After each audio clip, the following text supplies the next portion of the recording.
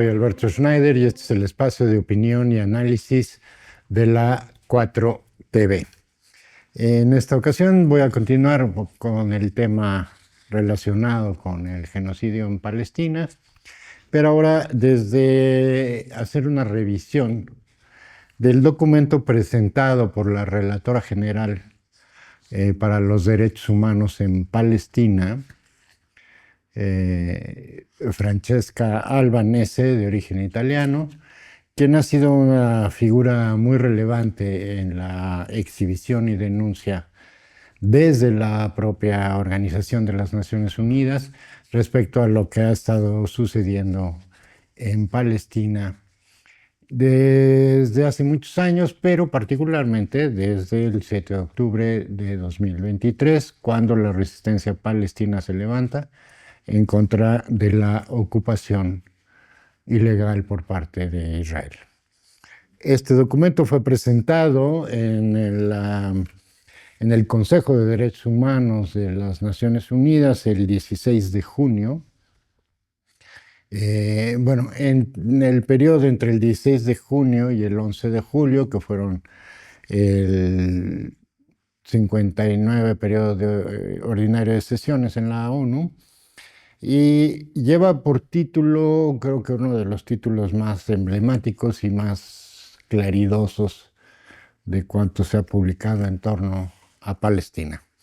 Y se llama De la economía de la ocupación a la economía del genocidio.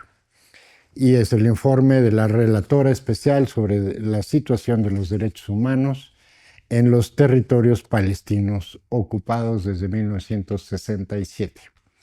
Recordemos que las Naciones Unidas nombra a Palestina como territorio ocupado palestino o territorio palestino ocupado, y a Israel como entidad invasora o ocupante. En las Naciones Unidas ha habido más de 60 resoluciones que debieran ser acatadas por Israel para retirarse de los territorios ocupados, para frenar la colonización permanente y continua desde hace muchos años, y sin embargo ninguna de ellas ha sido atendida por Israel.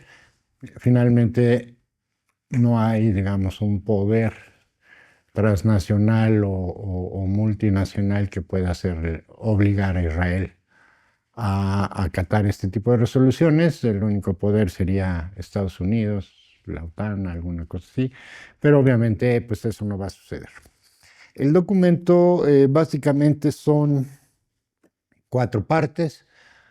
Una introducción donde simplemente más o menos describe lo que va a contener el documento en sí. Una sección de metodología y aborda y explica y detalla más o menos cómo fue la recopilación de información utilizando información que ya se tenía en el Consejo de Derechos Humanos de la ONU y en algunas otras agencias como la ACNUS, UNICEF, etc. Y aparte todo el trabajo que han hecho una serie de organizaciones, entre ellas la Organización para los Pueblos Palestinos de la propia ONU, y otras organizaciones civiles como Euromed Monitor y otras organizaciones de índole civil que trabajan y han trabajado anteriormente en Palestina en particular y en Gaza de manera muy específica.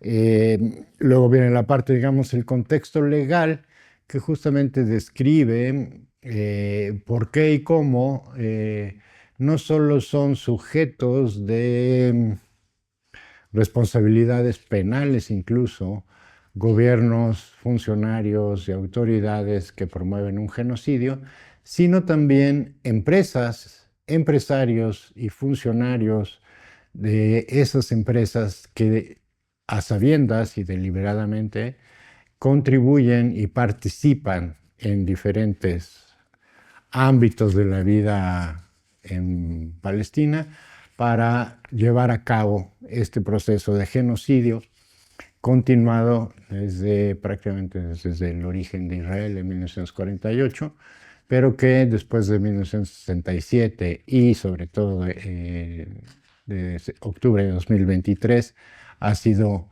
ralentizado para exterminar a prácticamente 2 millones de pobladores de Gaza, pero cosa que prácticamente en los medios está muy ocultado porque sin duda alguna Gaza eh, es tan inaudito lo que está sucediendo que concentra la atención mundial. Sin embargo, en Cisjordania sigue habiendo el expolio y el avance de los colonos israelíes despojando a cientos de miles de ciudadanos de Cisjordania de su vivienda y de sus medios de vida.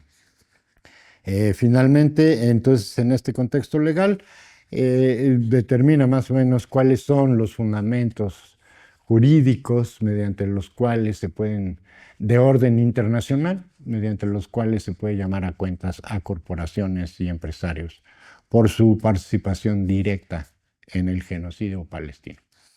Y por último, bueno, digamos lo que es el cuerpo descriptivo del documento, que se llama de la economía de la ocupación colonial a la economía del genocidio. Y prácticamente divide en 3 partes ya el cuerpo del documento, en lo que se considera como la doble vía de expolio de este capitalismo racial colonial, que es, por un lado, el desplazamiento y, por otro lado, el reemplazo de las poblaciones desplazadas. En este proceso dual contribuyen multitud de empresas internacionales, no solo israelíes, sino un gran conglomerado de empresas y corporativos mundiales, de orden mundial, pero también universidades, ONGs, centros de consultoría especializada, desarrollos inmobiliarios, empresas de turismo, en fin.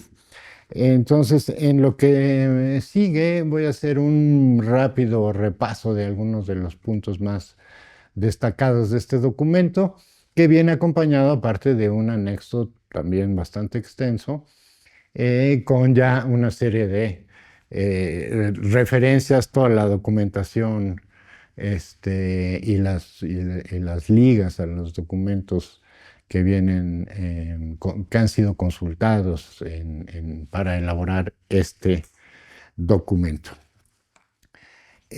Voy a leer nada más un fragmento inicial, creo que ilustra muy bien la naturaleza tanto del documento como de la situación en Palestina. Dice, históricamente los esfuerzos coloniales y los genocidios asociados han sido impulsados y facilitados por el sector corporativo. Los intereses comerciales han contribuido al despojo de tierras de los pueblos originarios, un modo de dominación conocido como capitalismo racial colonial. El tema del presente informe es el papel de las entidades corporativas en el mantenimiento de la ocupación ilegal israelí y su continua campaña genocida en Gaza, en cómo los intereses corporativos sustentan la doble lógica colonial del asentamiento israelí, esta doble lógica de desplazamiento y reemplazo, cuyo objetivo es despojar y expulsar a los palestinos de sus tierras. La relatora especial, Francesca Albanese, analiza las entidades corporativas en diferentes sectores: fabricantes de armas, empresas tecnológicas, constructoras, industrias extractivas y de servicios, bancos, fondos de pensiones, aseguradoras, universidades y organizaciones humanitarias de beneficencia, también involucradas, como lo vemos hoy, en Gaza, en esta supuesta Fundación Humanitaria de Gaza. Estas entidades permiten la negación de la libre determinación y otras violaciones estructurales en el territorio palestino ocupado, como la propia ocupación, la anexión, los crímenes de apartheid y genocidio, así como una larga lista de delitos conexos y violaciones de derechos humanos, desde la discriminación, la destrucción indiscriminada de viviendas e infraestructura pública, el desplazamiento forzado y el saqueo, hasta, como lo vimos ayer con un periodista palestino, hasta las ejecuciones extrajudiciales, la hambruna, la negativa de proporcionar agua y medicamentos tanto a la gente común como a los heridos y enfermos. En el segundo punto, en la metodología, simplemente mencionar que se concibe como entidades corporativas para efectos de este documento a las empresas comerciales, corporaciones multinacionales, entidades con y sin fines de lucro, ya sean privadas, públicas o estatales, que han permitido, facilitado y que se han beneficiado directa e indirectamente de la construcción y el crecimiento de los asentamientos y demás acciones de la ocupación israelí. La base de datos se integró aproximadamente alrededor de 1000 entidades corporativas. Sin embargo, es apenas la punta del iceberg por la enorme cantidad de subsidiarias, contratistas y demás figuras que contribuyen también a hacer muy difícil el seguimiento de todo en andamiaje empresarial, institucional en torno al genocidio. Y el tercer punto, el contexto legal, básicamente hace alguna relación de momentos importantes donde las industrias han sido llamadas a cuentas. Una de las más conocidas y más famosas en la historia contemporánea es, por ejemplo, los juicios previos a los juicios de Nuremberg en Alemania contra la empresa IG Farben. IG Farben eran los grandes conglomerados, principalmente químicos de Alemania. Abarcaba varias ramas industriales, pero sobre todo derivadas de la industria química y farmacéutica. Bayer formaba parte de IG Farben, entre otras. Y poco antes de los juicios de Nuremberg, de hecho, en cierto modo son antecedentes a los juicios de Nuremberg, fueron juzgados, fueron sometidos a juicio penal una gran cantidad, bueno, no una gran cantidad, bastantes funcionarios, propietarios y funcionarios del conglomerado IG Farben y algunos de sus directivos en las diferentes empresas subsidiarias. En realidad, si bien, digamos, es un antecedente claro, efectivamente fueron juzgados por su papel en el holocausto judío, ¿no? Principalmente las acusaciones se centran en que utilizaba trabajo esclavo por parte de judíos, gitanos, en fin, y de otros eslavos y de otras nacionalidades, que los hacían trabajar como esclavos para las diferentes ramas de esta industria. IG Farben no fue la única, sin embargo, es quizás la más conocida por la dimensión de la empresa. Era una empresa, un conglomerado empresarial enorme, muy importante, y que además, pues bueno, fue apropiado por los Estados Unidos, ¿no? Una vez que se hace la confiscación de la empresa, se someten a juicio sus funcionarios y propietarios, y sin embargo, por ejemplo, al principal dueño de la familia Krupp, pues la pena máxima que le dieron fue de 1 año y medio en prisión, y algunos funcionarios menores recibieron penas un poquito mayores, 4, 5, 6 años de prisión. Ninguno de ellos fue sometido ni mucho menos a penas mayores, ni cadenas perpetuas, ni mucho menos ejecución, como si fueron ejecutados muchas personas, muchas figuras alemanas a través de los juicios de Nuremberg.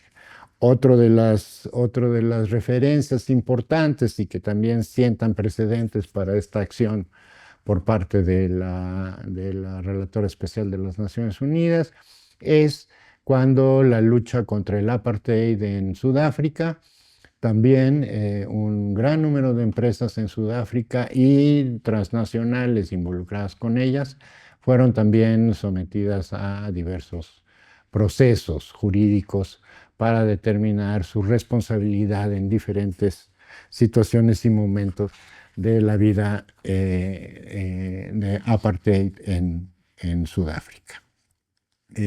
Digamos, otra de las referencias es la reciente resolución de la Corte Internacional de Justicia que determina que Israel prácticamente está cometiendo un genocidio, y asimismo las denuncias por parte del gobierno de Chile, a la cual México se sumó como amicus curiae, en contra de Benjamin Netanyahu y otros miembros del gobierno israelí por su involucramiento en el genocidio palestino. Recordemos rápidamente, la Corte Internacional de Justicia, que depende de la ONU, juzga estados, y la Corte Penal Internacional, derivada de los acuerdos de Génova, juzga personas. Entonces, México es codemandante ante la Corte Penal Internacional por los crímenes cometidos por Benjamin Netanyahu, primer ministro israelí, y algunos otros funcionarios como su secretario de la Defensa. En fin, básicamente lo que establece este documento de las Naciones Unidas, de la relatora especial, es que todas estas empresas o estos conglomerados empresariales se les pueden determinar acusaciones específicas porque han contribuido consciente y deliberadamente a violación del derecho palestino a la autodeterminación, a la anexión del territorio palestino, el mantenimiento de una ocupación ilegal y por consiguiente el crimen de agresión y violaciones de derechos humanos conexas, los crímenes de apartheid y genocidio, otros crímenes y violaciones conexas. En todos estos casos hay legislación internacional aplicable, pero también, en la mayoría de los casos, legislaciones locales. Los gobiernos del mundo están obligados, sobre todo quienes firmaron las convenciones de Ginebra y demás, a cumplir con este tipo de denuncias y de acciones jurídicas en contra de personas y empresas involucradas en algunos de estos crímenes. Y rápidamente voy a hacer un repaso muy rápido de algunos de los puntos más destacados, ya de lo que es el cuerpo mismo del documento, de la economía de la ocupación colonial a la economía del genocidio. El colonialismo implica la extracción, el lucro y la colonización de tierras mediante la expulsión de sus propietarios. En el caso de Israel, el Fondo Nacional Judío, una entidad corporativa de compra de tierras, fundada nada más y nada menos que en 1901. Recordemos que una de las primeras reuniones del sionismo internacional fue en 1882, donde se declara ya la intención de iniciar la colonización de Palestina. Es así que casi 20 años después, en 1901, se crea el primer fondo financiero para ir colonizando Palestina. A lo largo de los años ha sido un factor fundamental para financiar las acciones de Israel, para proporcionar a Israel las armas y la maquinaria necesarias para destruir hogares, escuelas, hospitales, lugares de ocio, culto, medios de vida y activos productivos como olivares, huertos y sembradíos, para segregar y controlar a las comunidades y restringir el acceso a los recursos naturales. En todo esto, por ejemplo, existe también el acuerdo provisional israelí-palestino sobre Cisjordania y la Franja de Gaza, contenidos en los acuerdos de Oslo II en 1995, en el que finalmente se le institucionaliza de facto el 61% de las tierras cultivables en todo el territorio palestino a Israel, y prácticamente a todo, digamos, este expolio comercial, económico, contra Palestina le representa más o menos el 35% de todo su Producto Interno Bruto. Recordemos que finalmente los acuerdos de Oslo se firman en el 95, y eso da lugar justamente por condiciones como esta, en la cual prácticamente se le concede a Israel el control total de la economía del territorio, incluso del palestino, que es cuando surgen grupos como Hamas y otros en contra de la OLP de Yasser Arafat, porque se niegan a reconocer la legitimidad de estos acuerdos de Oslo. Lo mismo sucede del lado israelí. El primer ministro que firma los acuerdos de Oslo, Isaac Rabin, unas semanas posteriores a la firma del acuerdo, es asesinado por un radical israelí del partido hoy gobernante, el Likud, y con eso prácticamente estos acuerdos de Oslo quedan prácticamente sin efecto. En fin, más adelante tenemos, por ejemplo, en el materia ya, digamos, como decía, estos dos ámbitos, el desplazamiento por un lado y luego el reemplazo.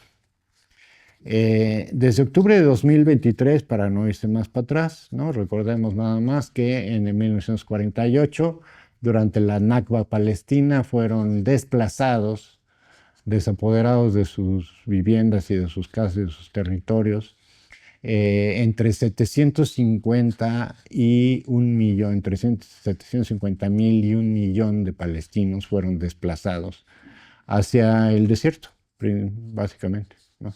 Y de ahí se fundaron infinidad de campos de refugiados, como se llama hoy, Gaza principalmente, a pesar de, bueno, Gaza existía como la ciudad de Gaza, pero el territorio de Gaza se llenó de poblados nuevos, y a lo largo de los años, de 48 para acá, pues los palestinos fueron construyendo nuevas poblaciones, nuevas viviendas, nuevas áreas de cultivo, en fin, que hoy están prácticamente destruidas, prácticamente en su totalidad.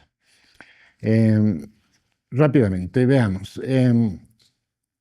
Por ejemplo, empresas como, por un lado, el sector militar, como el sector militar, grandes empresas en la industria militar israelí, Elbit Systems, Israel Aerospace Industries y otras, han sido fundamentales en este proceso. Por ejemplo, el primer país que vuela el avión norteamericano F-16 es Israel.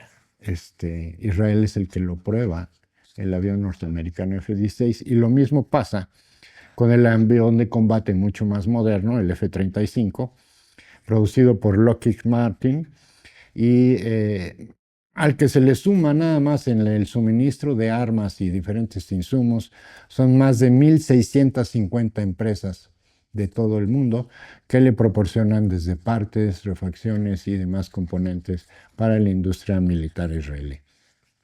Los F-35 y los F-16 israelíes han lanzado entre 85,000 y 100,000 toneladas de bombas en Gaza. Recordemos nada más, en realidad no son entre 85,000 y 100,000 y 1 millón y 100,000, perdón, toneladas de bombas, sino de TNT equivalente. La medida para más o menos comparar diferentes tipos de bombas es utilizando un factor de equivalencia con la dinamita, el TNT. Esto equivale más o menos, son entre 85 y 100,000 toneladas, más o menos equivale a entre 8 más o menos 8 veces Hiroshima. La bomba de Hiroshima equivalía a 15,000 toneladas de TNT. Y pues aquí sobre Gaza, en una superficie, como digo, del tamaño más o menos de la ciudad de León, Guanajuato, han sido arrojadas el equivalente a 8 bombas nucleares como las de Hiroshima. Proveedores como la japonesa Fanuc, ya dijimos Lockheed Martin, la naviera danesa Maersk, empresas como Volvo, Hyundai, proporcionan maquinaria ya diseñada específicamente para actuar en el contexto gazatí sobre todo. Vienen ya blindados y con sistemas automatizados para que no sea necesario que haya operadores físicos dentro de las maquinarias que destruyen casas, hospitales, en fin, avenidas, calles y demás. Como dije, Volvo y claro, por supuesto, Caterpillar. Caterpillar es la dueña y señora de la industria de la destrucción en Palestina. De hecho, no solo tiene una asociación con una empresa israelí que desarrolla tecnología, sino que ya desarrollaron una nueva maquinaria de guerra, que es un bulldozer con diferentes aplicaciones, totalmente blindado y totalmente, absolutamente automatizado, no solo para capaz de poder destruir viviendas y demás, lo que se le programe, sino también de atacar a personas, ¿no? Y ya sin conductores. Esto es Caterpillar. En fin, como dije, Volvo, Hyundai y otras empresas de ese tipo están involucradas directamente en la destrucción de Palestina. Pero también está la otra parte, la parte, digamos, de la vigilancia y los sistemas carcelarios. Recordemos, actualmente, el día de hoy, de acuerdo con información de diferentes organismos en Palestina, Israel mantiene alrededor de 10,000 prisioneros o rehenes en cárceles militares israelíes. Recordemos que Israel tiene dos leyes, una ley civil para toda la población israelí o judía y una ley militar que aplica a toda la población árabe palestina, sean niños o sean ancianos, ¿no? Se aplica la ley militar. Y por eso es que se pueden tener tal cantidad de prisioneros palestinos, hombres y mujeres, en prisiones militares, incluidos niños. De acuerdo con UNICEF, alrededor de 500 niños están hoy presos en cárceles palestinas. Ayer mismo fue secuestrado el hijo pequeño de 7, 8 años, hijo de un periodista palestino, al que se le ha amenazado con que si no se calla lo van a justiciar. Y finalmente, pues acaban de secuestrar ayer a su niño pequeño y es parte de estos 500, aproximadamente 500 niños que están hoy presos, sin juicio, sin acusación directa, obviamente sin abogados, por supuesto ninguna, porque caen bajo la figura de detención administrativa. Entonces, pues simplemente dicen, no, pues no son prisioneros, ¿no? Están detenidos administrativamente y por lo tanto no tienen ningún derecho a ninguno, ni siquiera, por supuesto, a ser visitados, ni su familia, ni tienen abogados que los defiendan, absolutamente nada. Como les digo, hay aproximadamente, de acuerdo con información, alrededor de 500 niños en prisiones militares israelíes. Todo este sistema de ultravigilancia y control automatizado, tanto de drones, maquinaria pesada, tanques, en fin, aviones y demás, también en cierta manera tiene su aplicación en los sistemas carcelarios y de vigilancia en Palestina.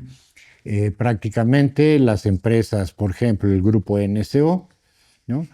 fundado por exmiembros de la Unidad 8200. La Unidad 8200 es la unidad de tecnología militar israelí,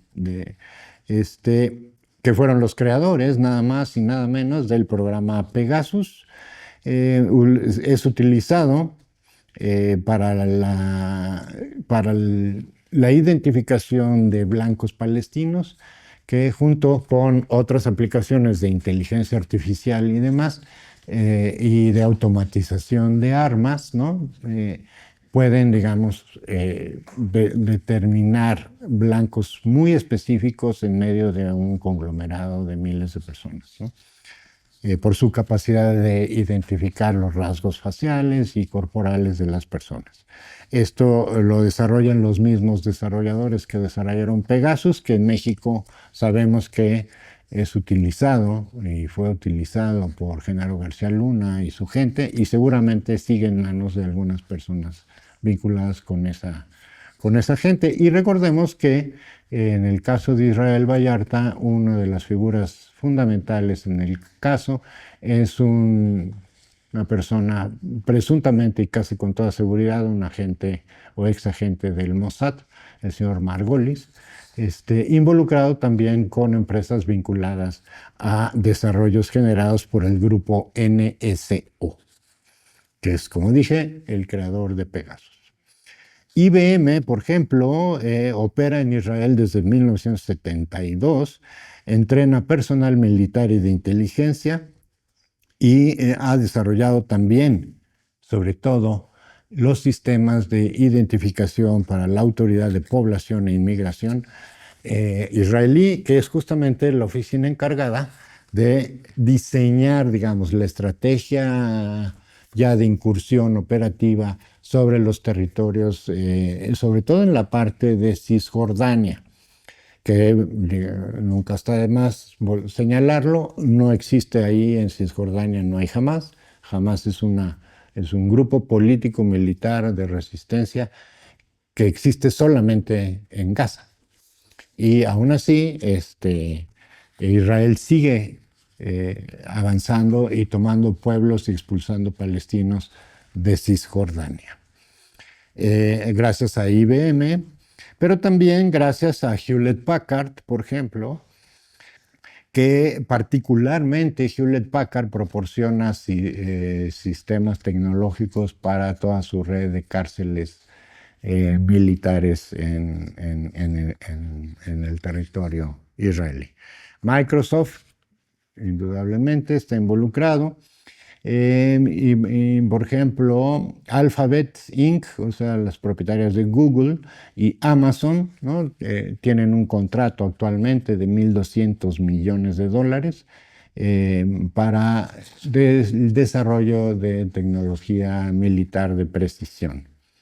Entonces están Microsoft, Alphabet, Amazon involucrados en este tipo de actividades. Han desarrollado sistemas de inteligencia artificial como Lavender, Gospel y uno que se llama ¿Dónde estás, papá? Bastante siniestro el asunto. Palantir Technologies, que hoy ha salido mucho o está mucho en los medios, no solo por la personalidad literalmente fascista de su dueño, sino porque el gobierno de Estados Unidos, de Trump, le acaba de conceder un contrato por varios miles de millones de dólares para el manejo de la información gubernamental en los Estados Unidos a la empresa Palantir, que es la que desarrolla principalmente los sistemas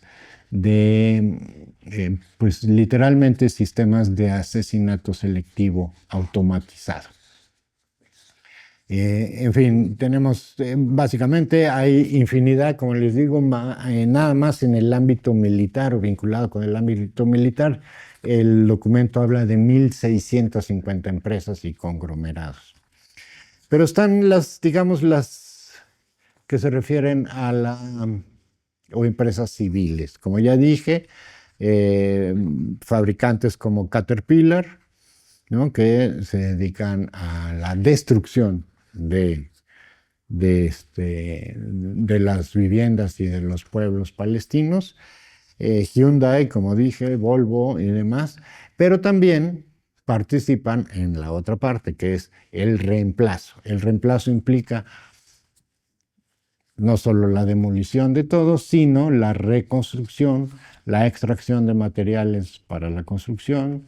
Y, por ejemplo, tenemos como de octubre de 2023 para acá, Israel ha levantado más de 371 colonias y puestos de avanzadas que han sido construidos, abastecidos y comercializados por empresas transnacionales como las que mencioné, Caterpillar, Volvo y demás. Excavadoras Hyundai, Volvo, la empresa alemana Heidelberg Materials, Hanson Israel es una filial de esta empresa alemana, pero también, por ejemplo, está la empresa hispano-vasca, española, que maneja varias de las vías férreas en España, construcciones auxiliares de ferrocarril, está construyendo la línea roja del tren ligero de Jerusalén y una nueva línea verde que en principio va a ser, digamos, la punta de lanza de la recolonización de los territorios de Gaza, una vez que Israel haya cumplido con su meta de exterminar a 2 millones de palestinos. Tenemos, por ejemplo, otro aspecto que no deja de ser muy siniestro es justamente el de la vivienda. Grandes empresas, no solo israelíes, sino uno de los grandes consorcios, por ejemplo, norteamericanos de bienes raíces, está promoviendo, tanto en Estados Unidos como en Canadá, la adquisición de terrenos en Gaza y vendiendo posibles desarrollos turísticos e inmobiliarios en la zona de Gaza. Están actualmente en promoción diversos frentes de inversión inmobiliaria ya ahorita en estos momentos en Estados Unidos, Canadá y otras partes. Recientemente también me enteré que en Inglaterra se dio un evento privado en el cual justamente lo que se estaba haciendo era la promoción de inversiones para desarrollos turísticos en lo que hoy es Gaza. Pero está también, por ejemplo, el tema del agua. El tema del agua, finalmente, como todo lo controla Israel, prácticamente hay 2 acuíferos que alimentan Gaza y los 2 están en manos del control israelí a través de una compañía Mekorot, que durante años ha sido la compañía que administra todo el sistema de aguas en Palestina, en general en Israel y Palestina. Prácticamente Gaza tiene únicamente el 5% del tiempo suministro de agua y el 95% del tiempo se le corta el agua en estos momentos. Electricidad, gas y combustible, lo mismo, tenemos serios problemas ahí porque finalmente este es un tema fundamental porque sin el suministro de combustibles Israel se paralizaría. Toda la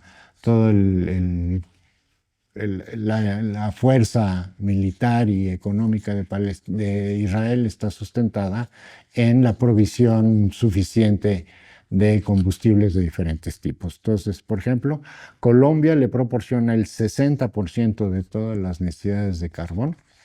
Si bien Gustavo Petro prohibió el envío de carbón a Israel, la empresa, tengo entendido que es Glencore, la propietaria de las minas de carbón en Colombia, ha seguido suministrando en contra de la orden de Gustavo Petro, ha seguido suministrando a Israel el carbón.